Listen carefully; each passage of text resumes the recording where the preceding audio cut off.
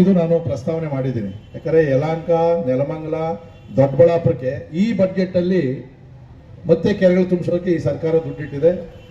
N ವ್ಯಾಲಿಯಿಂದ ಹೊಸಕೋಟೆಗೆ 65 ಕೆರೆಗಳು ತುಂಬಿಸ್ತೀವಿ ಅಂತಕ್ಕಂಥದ್ದು ಈ ಬಜೆಟ್ ಅಲ್ಲಿ ಇಟ್ಟವ್ರೆ. ಸೊ ಅದಕ್ಕೆ ಈಗ ನಂದಲ್ಲಿ ಹೋರಾಟವನ್ನ ಪ್ರಾರಂಭಿಕವಾಗಿ ಮಾಡುವಂತ ಸಂದರ್ಭದಲ್ಲಿ ಚಿಕ್ಕಬಳ್ಳಾಪುರದ ಸಮಸ್ಯೆ ಕಳೆದ ನೀವು ಒಂದು 15 ದಿನಗಳಿಂದ ಬಹಳ ದೊಡ್ಡ ಹೋರಾಟವನ್ನ ಪಕ್ಷಾತೀತವಾಗಿ ಮಾಡ್ತಾ ಇರ್ತಕ್ಕಂಥದ್ದು ನನ್ನ ಗಮನಕ್ಕೆ ಬಂದಿದೆ. ಸಂದೀಪ್ ರೆಡ್ಡಿ ಅವರು ಹೇಳೋಣ, ನೀನು ಒಂದು 5 ನಿಮಿಷ ಬರಬೇಕು ಮತ್ತು ಅಸೆಂಬ್ಲಿಯಲ್ಲಿ ಕೂಡ ಇದ್ರ ಬಗ್ಗೆ ಮಾತಾಡಬೇಕು ಅಂತಕ್ಕಂಥ ಮಾತನ್ನು ಹೇಳಿದ ಮೇಲೆ ನಾನು ಈ ಒಂದು ಜನಪರವಾದಂಥ ಹೋರಾಟಕ್ಕೆ ನಾನು ಬಂದಿರತಕ್ಕಂಥದ್ದು. ಬಂಧುಗಳೇ, ಸುಮಾರು 60-70 ವರ್ಷ ಬೆಂಗಳೂರಿಗೆ ಶುದ್ಧವಾದ ನೀರನ್ನು ಕೊಟ್ಟಂತ ಮೊದಲನೇ ನದಿ ಅರ್ಕಾವತಿ, ಚಿಕ್ಕಬಳ್ಳಾಪುರದ ನಂದಿ ಬೆಟ್ಟ.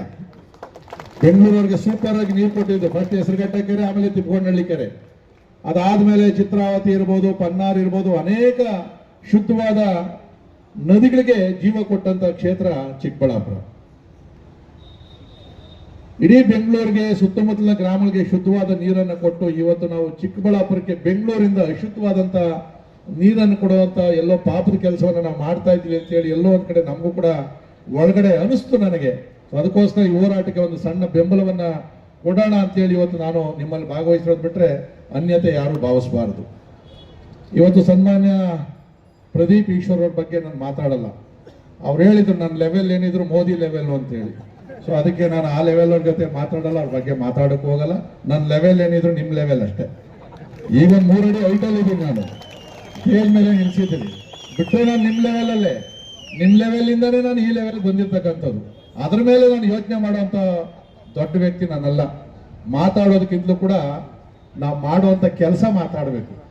ಮಾತಾಡೋದೇ ವೃತ್ತಿ ಆಗಬಾರ್ದು. ನಾವೇನ್ ಮಾಡಿರ್ತೀವಿ ಕೆಲಸ ಅದು ಜನ ಮಾತಾಡಬೇಕು. ಬಹುಶಃ ಸ್ಪೀಕರ್ ರಮೇಶ್ ಕುಮಾರ್ ಅವರು ಅವಾಗ ಕಾಂಗ್ರೆಸ್ಸಿನ ಶಾಸಕರು, ನಾನು ಇದ್ದೆ ಅಸೆಂಬ್ಲಿಯಲ್ಲಿ, ಅವ್ರು ಮಾತಾಡ್ತಾ ಹೇಳಿದ್ರು, ಕಣ್ಣೀರು ಸುರಿಸ್ಕೊಂಡು ಹೇಳಿದ್ರು ಅವರು, ನಮ್ಗೆ ಚಿಕ್ಕಬಳ್ಳಾಪುರ ಕೋಲಾರ ಭಾಗದಲ್ಲಿ ನಮ್ಗೆ ಕುಡಿಯೋಕ್ ನೀರಿಲ್ಲ, 1500 ಅಡಿ ನೀರು ಹೋದ್ರೂ ಕೂಡ ನಮ್ಗೆ ನೀರು ಸಿಗ್ತಾ ಇಲ್ಲ.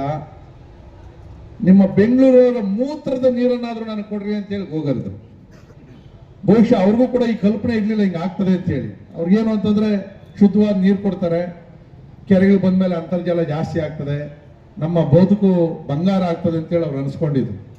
ನಾವು ಕೂಡ ಅವ್ರಿಗೆಲ್ಲ ಬೆಂಬಲ ಕೊಟ್ವಿ. ಏನು ಈ ಬೆಂಗಳೂರು ನೀರ್ತಾನೆ ಫಿಲ್ಟರ್ ಮಾಡಿ ಕಳ್ಸೋಣ ಅಂತೇಳಿ. ಅದು ನಿಧಾನವಾಗಿ ಈಗ ಸ್ಪೀಕರ್, ಅದೇ ಮಾಜಿ ಸ್ಪೀಕರ್ ರಮೇಶ್ ಕುಮಾರ್ ಹೇಳ್ತಾರೆ, ನಾನು ಮಹಾ ತಪ್ಪು ಮಾಡಿದೆ, ದೊಡ್ಡ ತಪ್ಪು ಮಾಡಿದೆ, ನಾನು ಕೋಲಾರ ಜನಗೆ ವಿಷ ಉಣಿಸುವಂತ ಕೆಲಸ ಮಾಡಿದೆ ಅಂತೇಳಿ ಪಶ್ಚಾತ್ತಾಪವನ್ನು ಪಡ್ತಾವ್ರೆ. ನಮಗೂ ಕೂಡ ಮೊದಲು ಅನಿಸಿಲ್ಲ. ಪ್ರಾರಂಭದಲ್ಲಿ ಯಾವುದೇ ಸರ್ಕಾರ ಈ ಒಂದು ಯೋಜನೆ ಅಂತಂದಾಗ ನಾವೆಲ್ಲ ಖುಷಿ ಪಟ್ಟವರು. ಯಾಕಂದ್ರೆ ನೀರನ್ನು ಶುದ್ಧೀಕರಿಸಿ ಮಾಡಿ ಕೆರೆಗೆ ಬಿಟ್ರೆ ಅಂತರ್ಜಲ ಏನೋ ಜಾಸ್ತಿ ಆಯ್ತು, ಇಲ್ಲ ಅಂತ ನಾನು ಹೇಳ್ತಾ ಇಲ್ಲ. ಆದರೆ ಇವತ್ತು ಇಂಡಿಯನ್ ಇನ್ಸ್ಟಿಟ್ಯೂಟ್ ಆಫ್ ಸೈನ್ಸ್ ಅವರು ಇರ್ಬೋದು, NGT ಹೋಗಿ NGT ಅವರು ಕೂಡ ತನಿಖಾ ತಂಡಗಳನ್ನು ಮಾಡಿ ತನಿಖೆ ಮಾಡಿಸಿದ್ದಾರೆ. ಈ ಏನು ಕೆರೆ ನೀರಿದೆಯಲ್ಲ, ಈ ಕೆರೆ ನೀರೋಗಿ ಅಂತರ್ಜಲದಿಂದ ಮೇಲೆ ಬರ್ತಕ್ಕಂಥ ನೀರು ಕೂಡ ಕುಡಿಯೋಕೆ ಯೋಗ್ಯತೆ ಅಲ್ಲ, ಕೆರೆ ನೀರಲ್ಲ. ಇದೇನು ಭೂಮಿ ಒಳಗಡೆ ಹೋಗಿ ಬೋರ್ವೆಲ್ಲಿಂದ ಆಚೆಗೆ ಬರ್ತದೆ, ಆ ನೀರು ಕೂಡ ನೇರವಾಗಿ ಕುಡಿಯೋಕೆ ಅರ್ಹ ಇಲ್ಲ. ಅದರಲ್ಲಿ ಅನೇಕ ತರದ ರಾಸಾಯನಿಕಗಳು ಮಿಶ್ರಣ ಆಗಿದೆ. ಇದರಿಂದ ಅನೇಕ ರೋಗ ರುಜಿನಗಳು ಬರ್ತದೆ, ಬಹಳ ಪ್ರಮುಖವಾಗಿ ಕ್ಯಾನ್ಸರ್, ಕಿಡ್ನಿ. ನೋಡ್ರಿ, ನಾವು ಮನುಷ್ಯ ಆರೋಗ್ಯವಾಗಿ ಇರಬೇಕಾದ್ರೆ 3 ಶುದ್ಧವಾದ ಗಾಳಿ, ಶುದ್ಧವಾದ ನೀರು, ಶುದ್ಧವಾದ ಆಹಾರ. ಇಷ್ಟಿದ್ರೆ ನಮ್ಗೆ ಯಾವ ಕಾಯಿಲೆನೂ ಬರಲ್ಲ. ವಯಸ್ಸಾದವ್ರು ಅವರೇ ಕೇಳಿ ನೋಡ್ರಿ, ಕೆರೆ ನೀರು ಕುಡಿತಾ ಇದ್ವಿ ನಾವೆಲ್ಲ ಕೂಡ. ದನ ಕರ ಮೇಯ್ಸಕ್ ಹೋದಾಗ ಕೆರೆಯಲ್ಲಿ ಈಜು ಹೊಡಿತಾ ಇದ್ವಿ. ಒಂದ್ ಕಡೆ ದನ ನೀರು ಕುಡಿತಾ ಇದ್ರಿ, ಇನ್ನೊಂದ್ ಕಡೆ ನಾವು ಹಿಂಗಂದ್ಬಿಟ್ಟು ನೀರು ಕುಡಿತಾ ಇದ್ವಿ. ಬಗ್ಸಲ್ಲಿ ಯಾವ ಕಾಯಿಲೆನೂ ಬರ್ತಾ ಇರ್ಲಿಲ್ಲ. ಕಡ್ಡು ಮುರ್ಕನ್ ರಾಗಿ ಬೆಳ್ಕೊಂಡು ಗೊಬ್ಬರ ಹಾಕೊಂಡು ಬೆಳ್ಕೊಂತ ಇದ್ದಂತ 100 ವರ್ಷ ಬದುಕವ್ರೆ.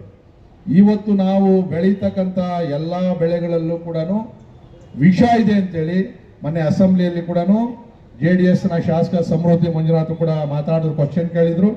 ಅದಾದ್ಮೇಲೆ ನಮ್ಮ ಡಾಕ್ಟರ್ ಅಶ್ವಥ್ ನಾರಾಯಣ್ ಅವರು ಕೂಡ ಆಹಾರದಲ್ಲಿ ಯಾವ ರೀತಿ ಲೆಡ್, ಸೀಸ, ಈ ತರದ ಬೇರೆ ಬೇರೆ ರಸಾಯನಗಳಿದೆ ಅಂತೇಳಿ ವೈಜ್ಞಾನಿಕವಾಗಿ ಕೊಟ್ಟಿರ್ತಕ್ಕಂಥ ರಿಪೋರ್ಟ್ ಅನ್ನು ಕೂಡ ಇಟ್ಟರು. ಹಿಂದೆ ಚಂದ್ರಗುಪ್ತ ಚಾಣಕ್ಯನ ಕಾಲದಲ್ಲಿ ವಿಷಕನ್ಯರು ಅಂತೇಳಿ ಸೃಷ್ಟಿ ಮಾಡ್ತಾ ಇದ್ರು. ಮಗುವಾದಾಗಿಂದನೇ ಸ್ವಲ್ಪನೇ ವಿಷ ತಿನ್ನಿಸ್ತಾ ಇದ್ರು, ಸಾಯ್ತಾ ಇರ್ಲಿಲ್ಲ. ಆದ್ರೆ ನಿಧಾನವಾಗಿ ಅದು ಇಡೀ ಮೈ ವಿಷ ಆಗ್ತಾ ಇತ್ತು. ಆ ವಿಷಕನ್ಯೆಯರನ್ನ ಇನ್ನೊಬ್ಬ ರಾಜರ ಹತ್ರ ಕಳಿಸ್ತಾ ಇದ್ರು, ಯಾಕಂದ್ರೆ ರಾಜನನ್ನ ಹತ್ಯೆ ಮಾಡೋದಕ್ಕೆ. ನಾವು ಆ ಒಂದು ಸ್ಟೋರಿ ಕೇಳಿದ್ವಿ. ಇವತ್ತು ಚಿಕ್ಕಬಳ್ಳಾಪುರದಲ್ಲಿ ಬಹಳಷ್ಟು ಜನ ವಿಷಕನ್ಯರು ಅವರೇ. ಯಾಕಂದ್ರೆ ನಿಧಾನವಾಗಿ ವಿಷವನ್ನ ಸೇವನೆ ಮಾಡ್ತಾ ಇದ್ದೀರಿ ನೀವು, ನೀರಿನ ಮುಖಾಂತರ, ಆಹಾರದ ಮುಖಾಂತರ. ತಾವು ಸೇರಿದ್ರೆ ಬೇಕಾದ್ರೆ ನೀವು ಹೋಗಿ ಲ್ಯಾಬ್ ಟೆಸ್ಟ್ ಮಾಡಿಸಿ ನಿಮ್ಮ ದೇಹವನ್ನ. ಮೊದಲಿದ್ದಕ್ಕೂ ಈಗ ಅಶುದ್ಧವಾದ ನೀರು ಕುಡಿಯೋದಕ್ಕೂ ಕೂಡ ಬಹಳಷ್ಟು ವ್ಯತ್ಯಾಸ ಆಗಿದೆ. ಅದು ಇವತ್ತು ಚಿಕ್ಕಬಳ್ಳಾಪುರದಿಂದ ಯಾರನ್ನ ಹೆಣ್ತರೋಣ ಅಂತಂದ್ರೆ ಬೇಡಪ್ಪ, ಅದೇನೋ ಎಲ್ಲ ಕ್ಯಾನ್ಸರು, ಕಿಡ್ನಿಗಳು ಫೇಲ್ಯೂರ್ ಅಂತೆ, ಬೇಡ ಅಂತಕ್ಕಂಥ ಪರಿಸ್ಥಿತಿ ಬರ್ಬೋದೇನೋ ಗೊತ್ತಿಲ್ಲ. ಇಲ್ಲ ಚಿಕ್ಕಬಳ್ಳಾಪುರಕ್ಕೆ ಏನಾದ್ರು ಹೆಣ್ಣು ಕೊಡೋಣ ಅಂತಂದ್ರೆ ಬೇಡ ಬೇಡ, ನಮ್ಮ ಮಗಳು ಚೆನ್ನಾಗಿರ್ಬೇಕು, ಅಲ್ಲೇನೋ ಹೋದ್ರೆ ಕಿಡ್ನಿ ಕ್ಯಾನ್ಸರ್ ಐತೆ, ಪ್ರಚಾರ ಆಗ್ತಾ ಐತೆ. ಇದು ದೊಡ್ಡ ವ್ಯವಸ್ಥಿತವಾದಂತ ಪ್ರಚಾರ ಏನಿಲ್ಲ, ಇದು ಆಗ್ತಾ ಇರ್ತಕ್ಕಂಥದ್ದೇ. ಇದು ಮೊನ್ನೆ ದೆಹಲಿಯಲ್ಲೂ ಕೂಡ ಸನ್ಮಾನ್ಯ ಮಾಜಿ ಪ್ರಧಾನಿಗಳಂತ ದೇವೇಗೌಡರು ಕೂಡ ಇದ್ರ ಬಗ್ಗೆ ಮಾತಾಡಿದ್ದಾರೆ. ಡಾಕ್ಟರ್ ಮಂಜುನಾಥ್ ಅವರು ಕೂಡ ದೆಹಲಿಯಲ್ಲಿ ಮಾತಾಡಿದ್ದಾರೆ. ಬಹುಶಃ ನಮ್ಮ ಲೋಕಸಭಾ ಸದಸ್ಯರು ಮಾತಾಡ್ಬೋದು, ನಡೀತಾ ಇದೆ ಅಸೆಂಬ್ಲಿಯಲ್ಲಿ. ಇದರಲ್ಲಿ ಯಾವುದೇ ಪಕ್ಷದಲ್ಲಿ ಏನು ಬಿಜೆಪಿಯವ್ರು ಮಾತ್ರ ವಿಷದ ನೀರು ಕುಡಿತಾ ಇದ್ದೀವಾ, JDS ಅವ್ರಿಗೆ ಮಾತ್ರ ಇದೆಯಾ, ಕಾಂಗ್ರೆಸ್ ಅವ್ರಿಗೆ ಇದೆಯೋ? ಗೆಲ್ಲವರೆಗೂ ಪಕ್ಷ ನಾನು, ಗೆದ್ದ ಮೇಲೆ ಎಲ್ಲ ಜನ ನಮ್ಮವರೇನೆ. ಅವರ ಹಿತಾಸಕ್ತಿ ನೋಡ್ತಕ್ಕಂಥದ್ದು ನನ್ನ ಜವಾಬ್ದಾರಿ. ನಾಳೆ ನಾವು ಒಳ್ಳೆ ಕೆಲಸ ಮಾಡಿದ್ವಿ ಅಂದ್ರೆ ನೀನು ಮನೆ ಬಾಗಿಲು ಹೋಗೋದೇ ಬೇಡ, ಅವರೇ ನಿನ್ನನ್ನು ಹೆಗಲ ಮೇಲೆ ಎತ್ಕೊಂಡು ಕಳಿಸ್ಬಿಡ್ತಾರೆ ಅಂತ ಕಡೆಗೆ. ಇವತ್ತು ಯಾವುದೇ ಪಕ್ಷ ನೋಡೋದು ಬೇಡ. ನಾನು ಮೊನ್ನೆ ಇದರಲ್ಲಿ 3, ಒಂದು ಕೋರಮಂಗಲ, ಚಳ್ಳಘಟ್ಟ, KC ವ್ಯಾಲಿ, ಚಿಕ್ಕಬಳ್ಳಾಪುರಕ್ಕೆ ಹೊಟ್ಟೋಗೈತೆ, ನಿಮಗೂ ಬಂದಿರ್ತಕ್ಕಂಥದ್ದೇ. HN valley, Hebbal, Nagavara valley, ಆ ನೀರು ಕೂಡ ಬರ್ತಾ ಐತೆ. ಈಗ ವೃಷಭಾವತಿ ನದಿ ಏನು ಮೈಸೂರು ಹತ್ರ ಹರಿತಾ ಇದೆ, ವೃಷಭಾವತಿ, ಅದೊಂದು ಕಾಲದಲ್ಲಿ ಜೀವ ನದಿ. ಅದು ಆ ವೃಷಭಾವತಿ ನದಿಯನ್ನ ಯಲಹಂಕದ 2 ಕೆರೆ, ಇನ್ನು ಮಿಕ್ಕಿದ್ದು ಚಿಕ್ಕಬಳ್ಳಾಪುರ, ಇದು ನೆಲಮಂಗಲ ಮತ್ತು ದೊಡ್ಡಬಳ್ಳಾಪುರ ಕೊಡ್ತಾವ್ರೆ. ನಾವು ಕೇಳಿದ್ವಿ ಎತ್ತಿನೊಳೆ ನೀರು. ನಮ್ಮ ಆಂಜನೇಯ ರೆಡ್ಡಿ ಅವರೆಲ್ಲ ಪಾಪ ಬಹಳಷ್ಟು ಹೋರಾಟಗಾರರು ನಮಗೆ ಎತ್ತಿನೊಳೆ ನೀರು ಕೊಡ್ರಿ ಅಂತೇಳಿ ಹೋರಾಟವನ್ನ ಮಾಡಿದ್ವಿ. ನಮ್ಮ ಸರ್ಕಾರ ಸದಾನಂದ ಗೌಡರಿದ್ದಾಗ 400 ಕೋಟಿ ರೂಪಾಯಿ ಪ್ರಾರಂಭ ಅನುದಾನವನ್ನಿಟ್ಟು ಸುಮಾರು 8,500 ಕೋಟಿ ರೂಪಾಯಿಯಲ್ಲಿ 24 TMCಯನ್ನ ತಂದಿದ್ದೇ ಚಿಕ್ಕಬಳ್ಳಾಪುರ ಮತ್ತು ಕೋಲಾರ, ಬೆಂಗಳೂರು ಗ್ರಾಮಾಂತರಕ್ಕೆ ಅಂತೇಳಿ. ಇವತ್ತು ನಿಮ್ಗೆ ಗೊತ್ತಿರಲಿ, ಎಸ್ಟಿಮೇಟ್ ರಿವೈಸ್ ಮಾಡವ್ರೆ 35,000 ಕೋಟಿ ಆಗ್ತದೆ ಅಂತೇಳಿ ಈ ವರ್ಷದ್ದು ಸೇರಿ. ಆದ್ರೂ ಕೂಡ ನೀರು ಬರ್ತಾ ಇಲ್ಲ. ಸಕಲೇಶ್ವರದ ಮೇಲಕ್ಕೆ ಬರ್ತಾನೆ ಇಲ್ಲ ನೀರು. 2027 ಡಿಸೆಂಬರ್ಗೆ ನಿಮ್ಗೆ ನೀರು ಕೊಡ್ತೀವಿ ಅಂತ ಹೇಳ್ತಾರೆ. ಇಡೀ ಈಗ ಅಂತರ್ಜಲ ವಿಷ ಆಗಿದೆ.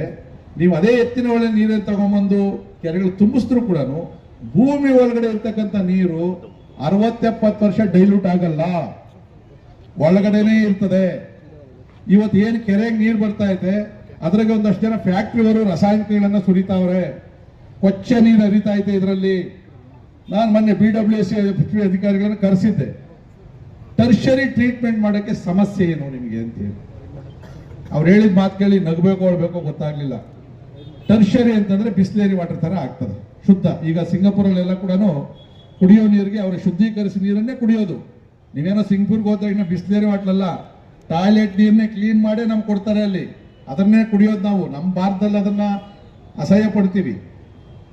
ಅವ್ನು ಹೇಳ್ತಾನೆ, ಸರ್ 3ನೇದು ಮಾಡೋದಕ್ಕೆ ಸಮಸ್ಯೆ ಇಲ್ಲ, ಒಂದು TMCಗೆ 190 ಕೋಟಿ ರೂಪಾಯಿ ಎಕ್ಸ್ಟ್ರಾ ಆಗ್ತದೆ, ಆದರೆ ಶುದ್ಧೀಕರ ನೀರು ಮಾಡಿ ಕೆರೆಗೆ ಬಿಟ್ಬಿಟ್ರೆ ಆ ಮೀನುಗಳು ತಿನ್ನಕ್ಕೆ ಅದರಲ್ಲಿ ಕಣಗಳಿರೋದಂತೆ. ನಾನು ಹೇಳಿದೆ, ರೀ ಕೆರೆಗೆ ಬರೀ ನಿಂದೇನು ಫಿಲ್ಟರ್ ವಾಟರ್ ಬಿಡ್ತೀಯ, ಮಳೆ ನೀರು ಬರಲ್ವಾ? ಮಳೆ ನೀರು ಅರ್ಧ ಬರ್ತದಲ್ವಾ? ಮಳೆ ನೀರು, ಬಿಸ್ಲೇರಿ ವಾಟರ್ ಎಲ್ಲ ಸೇರ್ಕೊಂಡು ಮೀನುಗಳಿರ್ತವೆ. ಫಸ್ಟ್ ನಮ್ಮನ್ನು ಬದುಕಿಸೋದು ನೋಡ್ರಿ ಅಂದ್ರೆ ಏನೋ ಮೀನು ಗೊತ್ತಾ ಇದೆಯಾ ನೀನು ಅಂತ ಹೇಳಿದೆ ನಾನು. ಅಂದ್ರೆ ಈ ತರ ಒಂಥರ ಹಾಸ್ಯಾಸ್ಪದವಾದ ಮಾತನ್ನು ಹೇಳ್ತಾ ಇದ್ದಾರೆ. ನಾನು ಹೇಳಿದೆ, ನೀರು ಪಂಪ್ ಆಗ್ತದಲ್ಲ, ಅದು ಶುದ್ಧೀಕರಣ ಮಾಡಲ್ಲ, ಡೈರೆಕ್ಟ್ ಹಂಗೆ ಪಂಪ್ ಹೊಡಿತಾರೆ. ಅವನೇ ಹೇಳಿದ ಅಧಿಕಾರಿನೇ, ಸರ್ ನೈಟ್ ಹೊಡೆದು ಬಿಡ್ತಾರೆ ಸರ್ ಅಂತ ಹೇಳಿ.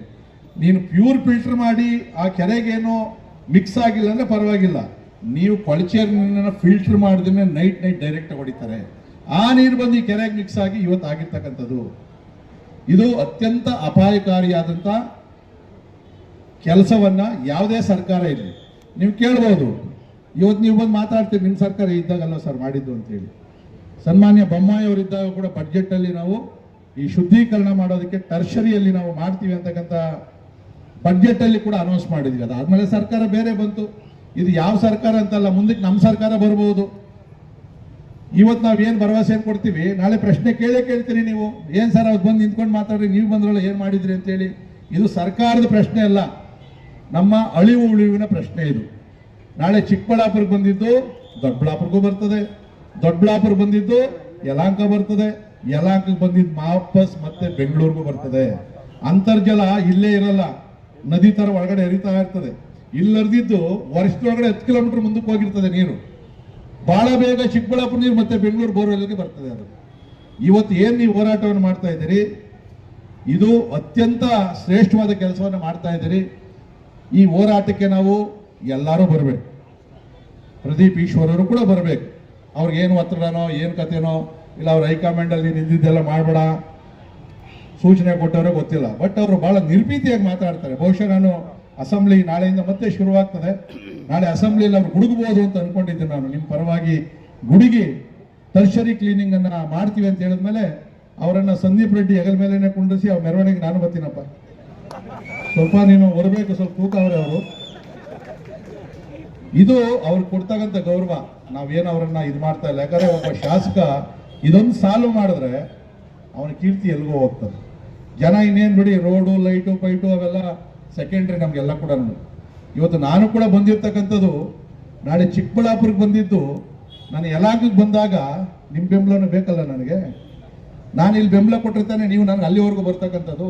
ಸೊ ಆ ದೃಷ್ಟಿಯಿಂದ ಬಂದಿದ್ದೀನಿ. ಮತ್ತು ಇದು ನಮ್ಮ ತಾಯಿಯವರು ತವರೂರು, ಅನೇಕ ಜನ ಸ್ನೇಹಿತರು ಬಂಧುಗಳು ಇರ್ತಕ್ಕಂಥ ಊರು ನನಗೆ. ನಮ್ಮ ಕಣ್ಣು ಮುಂದೆನೆ ನಾವು ಅವ್ರ ಮನೆಗಳಿಗೆ ಹೋದಾಗ ಅದೇ ನೀರು ಕುಡಿದು ನಮಗೂ ಕಾಯಿಲೆ ಬಂದು ಅವ್ರ ಕಾಯಿಲೆ ಬಂದಾಗ ನೋಡೋಕೆ ನಮ್ಮ ಕೈಲೂ ಆಗೋದಿಲ್ಲ. ಇವತ್ತು ನಾನು ಸೋಮವಾರ ಇಲ್ಲ ಮಂಗಳವಾರ ಬಡ್ಜೆಟ್ ಬಗ್ಗೆ ಮಾತಾಡ್ತೀನಿ, ಬೆಂಗಳೂರು ಬಗ್ಗೆ. ಇವತ್ತು ಕೃಷ್ಣಾ ನದಿ ನೀರು ನಮ್ಮ ಬಾರ್ಡರ್ ಬಂದ್ಬಿಟ್ಟೈತೆ. ಮತ್ತು ಇವತ್ತು ಗೋದಾವರಿದೇನು ದೊಡ್ಡ ಒಂದು ನೀರಾವರಿ ಯೋಜನೆ ಆಂಧ್ರ ಸರ್ಕಾರ ಮಾಡ್ತಾ ಇದೆ, ಅದು ಕೂಡ ನಮ್ಮ ಬಾರ್ಡರ್ ಬರ್ತದೆ.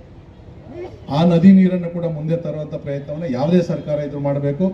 ಮತ್ತು ಆ ಮುಖ್ಯಮಂತ್ರಿಗಳ ಜೊತೆ ಮಾತಾಡಬೇಕು. ಕುಡಿಯೋ ನೀರಿಗೆ ಅಂತಂದ್ರೆ ಯಾವ ಸರ್ಕಾರನೂ ಯಾವ ರಾಜ್ಯನೂ ಹಿಂದೆ ಮುಂದೆ ನೋಡೋದಿಲ್ಲ. ಇವತ್ತು ನಾವು ಕೇಳ್ತಾ ಇರ್ತಕ್ಕಂಥದ್ದು ವ್ಯವಸಾಯಕ್ಕಲ್ಲ, ಕುಡಿಯೋ ನೀರು. ಆ ಕುಡಿಯೋ ನೀರು ಅಶುದ್ಧ ಆಯ್ತು ಅಂತಂದ್ರೆ ನೀರಿಂದನೇ ಕಾಯಿಲೆ ಬರ್ತಕ್ಕಂಥದ್ದು. ನೀವು ಎಷ್ಟೋ ಜನ ಚೆಕ್ ಮಾಡಿಸ್ಕೊಳ್ರಿ, ಹೋಗಿ ಒಂದ್ಸರಿ ಆಸ್ಪತ್ರೆಗಳಿಗೆ. ನೀವು ಅನ್ಕೊಂತೀರಿ ನನಗೆ ಶುಗರ್ ಇಲ್ಲ, BP ಇಲ್ಲ, ಕಾಯಿಲೆ ಅಂತೇಳಿ. ಕ್ಯಾನ್ಸರ್ ಬರೋದೇ ಗೊತ್ತಾಗ್ತಾ ಇಲ್ಲ. ಇವಾಗ 4ನೇ ಹಂತದ ಕ್ಯಾನ್ಸರ್ಗೆ ಹೋಗ್ತಾ ಇದೆ. ಇಲ್ಲಿ ಜಾಸ್ತಿ ಆಗ್ತದೆ ಅದು. ಮತ್ತೆ ನೀವು ಇವತ್ತು ಏನು ಚಿಕ್ಕಬಳ್ಳಾಪುರದಲ್ಲಿ ದ್ರಾಕ್ಷಿ, ಮಾವು, ತರಕಾರಿ ಬೆಳೀತಾ ಇದ್ದೀರಿ, ಚಿಕ್ಕಬಳ್ಳಾಪುರ ಕಡೆಯಿಂದ ತರಕಾರಿ ಬರ್ತದೆ ಅಂದ್ರೆ ಮುಂದಿನ ದಿನ ಜನ ಯಾರು ತಗೊಳೋದೇ ಇಲ್ಲ. ಕೋಲಾರದಿಂದ ಟೊಮೊಟೊ ಬಂದ್ರೆ ಬಹಳ ಟೇಸ್ಟ್ ಅಂತ ತಗೊಂತಾ ಇದ್ವಿ. ಈ ಕೋಲಾರ ಟೊಮಾಟೊ ಅಂತಂದ್ರೆ ಹಿಂಜರಿತಾರೆ. ಯಾಕೆ ಅಂತಂದ್ರೆ ಅದು ಕೊಳಚೆ ನೀರಿನಲ್ಲಿ ಬೆಳೆದಂಥದ್ದು, ಅದರಲ್ಲಿ ರಾಸಾಯನಿಕಗಳು ಜಾಸ್ತಿ ಇದೆ, ತಿಂದ್ರೆ ಕಾಯಿಲೆ ಬರ್ತದೆ ಅಂತೇಳಿ ಒಂದ್ಸರಿ ಜನಗಳ ಗಮನಕ್ಕೆ ಹೋದ್ರೆ ತಗೊಳೋದಿಲ್ಲ. ನಿಮಗೆ ನಷ್ಟ ಆಗ್ತಕ್ಕಂಥದ್ದು, ಆರೋಗ್ಯ ಕೂಡ ನಿಮ್ಗೆ ಹಾಳಾಗ್ತದೆ. ಎಕನಾಮಿಕಲಿ ಆರ್ಥಿಕವಾಗಿ ನಿಮಗೆ ದೊಡ್ಡ ಹೊಡೆತ ಬೀಳ್ತದೆ. ಇವತ್ತು ಆಪಲ್ ಕಂಪನಿಗೆ ಬೆಂಗಳೂರಿಂದ ನೀರು ಕೊಡ್ತಾ ಇದ್ದೀವಿ ದೇವನಹಳ್ಳಿಗೆ. ಅಷ್ಟು ನಿಮಗೆ ಇತ್ತು ಅಂತಂದ್ರೆ ಈ ಕಾವೇರಿ 6ನೇ ಅಂತ ಮೇಕೆದಾಟು ಮಾಡಬೇಕು ಅನ್ಕೊಂಡಿದ್ದೀವಿ. ಒಂದು ಪೈಪ್ಲೈನ್ ತೆಗೆದು ಚಿಕ್ಕಬಳ್ಳಾಪುರಕ್ಕೆ ಬಿಡೋದಕ್ಕೆ ನಮ್ದೇನು ಅಭ್ಯಂತರ ಇಲ್ಲ. ಬೆಂಗಳೂರಿಗೆ ಹಾಕಿ ಉಳಿದಿರೋ ನೀರನ್ನ ಇಲ್ಲಿ ಕೊಡೋದಕ್ಕೆ ನಮ್ಗೇನು ಅಭ್ಯಂತರ ಇಲ್ಲ. ಮೇಕೆದಾಟು ತಂದು ಕೊಡೋದಕ್ಕೆ ನಮ್ದು ಒತ್ತಾಯ ಇದ್ದೇ ಐತೆ. ಅದರದ್ದು ಫಸ್ಟ್ ನಮಗೆ ಯಲಹಂಕಕ್ಕೆ ಬೇಡ, ಯಲಹಂಕಕ್ಕೂ ಹೆಸರುಕಟ್ಟೆ ಕೆರೆಗೂ 5.5 TMC ನೀರು ಅಲೋಕೇಶನ್ ಕೊಟ್ಟವ್ರೆ. ಫಸ್ಟ್ ಚಿಕ್ಕಬಳ್ಳಾಪುರಕ್ಕೆ ಕೊಡ್ರಿ, ಕೋಲಾರಕ್ಕೆ ಕೊಡ್ರಿ, ಉಳಿಕೆ ನಿಮ್ಮ ಗ್ರಾಮಾಂತರಕ್ಕೆ ನಮ್ಗೆ ಕೊಡ್ರಿ, ನಮ್ದೇನು ಅಭ್ಯಂತರ ಇಲ್ಲ. ಯಾಕಂದ್ರೆ ಇರೋದ್ರಲ್ಲಿ ಹೆಂಗೋ ಕಾವೇರಿ ಕುಡ್ಕೊಂಡು ಸ್ವಲ್ಪ ಬೆಂಗಳೂರು ಜೀವನ ಮಾಡ್ತಾ ಇದ್ವಿ ನಾವು ಅಂತಕ್ಕಂಥ ಮಾತನ್ನು ಹೇಳಿ, ಸಂದೀಪ್ ನೀನು ಅನೇಕ ಒಳ್ಳೆ ಕೆಲಸ ಮಾಡ್ತಾ ಇದ್ದೀರಿ. ಇಟ್ಟ ಹೆಜ್ಜೆಯನ್ನ ಹಿಂದಕ್ಕೆ ತೆಗಿಯಕ್ಕೆ ಹೋಗ್ಬೇಡ್ರಿ. ಒಳ್ಳೆ ಕೆಲಸಕ್ಕೆ ಹೋದಾಗ ಅಡ್ಡಿ ಆತಂಕಗಳು ಸಾಕಷ್ಟು ಬರ್ತವೆ. ಅವೆಲ್ಲವನ್ನು ನಾವು ನಿವಾರಣೆ ಮಾಡ್ಕೊಂಡು ಮುಂದಕ್ಕೆ ಹೋದಾಗನೇ ಸುಂದರವಾದಂಥ ಮೂರ್ತಿ ಆಗ್ತಕ್ಕಂಥದ್ದು. ಸೊ ಜನ ನಿಮ್ಮ ಜೊತೆಯಲ್ಲಿದ್ದಾರೆ. ಇಲ್ಲಾಂದ್ರೆ ಇಷ್ಟು ಜನನ ಬಿಸಿಲಲ್ಲಿ ಬಾ ಅಂತ ಹೇಳಿದ್ರೆ ಯಾರು ಬರೋದಿಲ್ಲ. ಭಾನುವಾರ ಬೇರೆ, ಇವತ್ತು ಯಾರನ್ನ ಬರ್ತಾರಾ? ಹೋಗೋಣ ಅವ್ರು ರೆಸ್ಟು, ಈಗ ನೆನ್ನೆಲ್ಲ ಕೂಲಿಗೆ ಹೋಗಿದ್ದೀವಿ, ವ್ಯಾಪಾರ ಮಾಡಿದ್ದೀವಿ, ನಾವು ಬರೋಕ್ಕಾಗಲ್ಲ ಅನ್ನೋರೇ ಜಾಸ್ತಿ. ಇನ್ನೂ ಒಂದು ನಾನು ನೋಡಿರ್ತಕ್ಕಂಥದ್ದು, ಇಡೀ ಇವತ್ತು ಭಾನುವಾರ ವ್ಯಾಪಾರ ಜಾಸ್ತಿ ಆಗ್ತದೆ. ಯಾಕಂದ್ರೆ ಕೂಲಿ ಕಾರ್ಮಿಕರೆಲ್ಲ ಇವತ್ತು ಅಂಗಡಿಯಲ್ಲಿ ವ್ಯಾಪಾರ ಮಾಡಕ್ಕೆ ಬರ್ತಾರೆ. ನಮ್ಗೆ ವ್ಯಾಪಾರ ನಷ್ಟ ಆದ್ರೂ ಚಿಂತೆ ಇಲ್ಲ, ಮುಂದಕ್ಕೆ ನಮಗೆ ತೊಂದರೆ ಆಗಬಾರ್ದು ಅಂತೇಳಿ ಇವತ್ತು ಸ್ವಯಂ ಪ್ರೇರಿತವಾಗಿ ನೀವು ಕರೆ ಕೊಟ್ಟಿರೋದು ಮಾಡಿರ್ಬೇಕಾದ್ರೆ ನಿಜಕ್ಕೂ ಕೂಡ ಇರ್ತಕ್ಕಂಥ ಜನಪ್ರಿಯತೆ ಸಾಕ್ಷಿ ಅಂತಕ್ಕಂಥ ಮಾತನ್ನ ಹೇಳಿ ಇವತ್ತು ನಂದು ಕಾರ್ಯಕ್ರಮ ನಡೀತಾ ಇತ್ತು. ಯಲಹಂಕದಲ್ಲಿ ಮುಗಿಸ್ತಾ ಹೋಗ್ತೀನಿ ನಾನಲ್ಲಿ. ಆದರೆ ಸಂದೀಪ್ ರೆಡ್ಡಿ ಅವರು ಯಾವುದೇ ವಿಚಾರಕ್ಕಾಗಲಿ ಚಿಕ್ಕಬಳ್ಳಾಪುರ ಹಿತಾಸಕ್ತಿಗೆ ಪ್ರದೀಪ್ ಈಶ್ವರ್ ಕರೆದ್ರು ನಾನು ಹೋಗ್ತೀನಿ. ಪಕ್ಷದ ಚಿಹ್ನೆ ಇರಬಾರ್ದು ಅಷ್ಟೇ. ಪಕ್ಷದ ಚಿಹ್ನೆ ಇಲ್ಲ ಅಂದರೆ ಅವರು ಕೂಡ ಈ ಹೋರಾಟಕ್ಕೆ ಕರೆದಾಗ ನಾನು ಖಂಡಿತವಾಗೂ ಬರ್ತೀನಿ. JD ಅವ್ರು ಕರೆದ್ರು ಬರ್ತೀನಿ, ನನಗೆ ಆಗದೇ ಇರೋ ಕರೆದ್ರು ಬರ್ತೀನಿ. ರಾಜಕಾರಣ ಮಾಡಬೇಕಾಗಿರೋದು ಎಲೆಕ್ಷನ್ ಟೈಮಲ್ಲಿ. ಈಗ ನಾವು ಯಾವ ರಾಜಕಾರಣವನ್ನ ಮಾಡೋದು ಬೇಡ,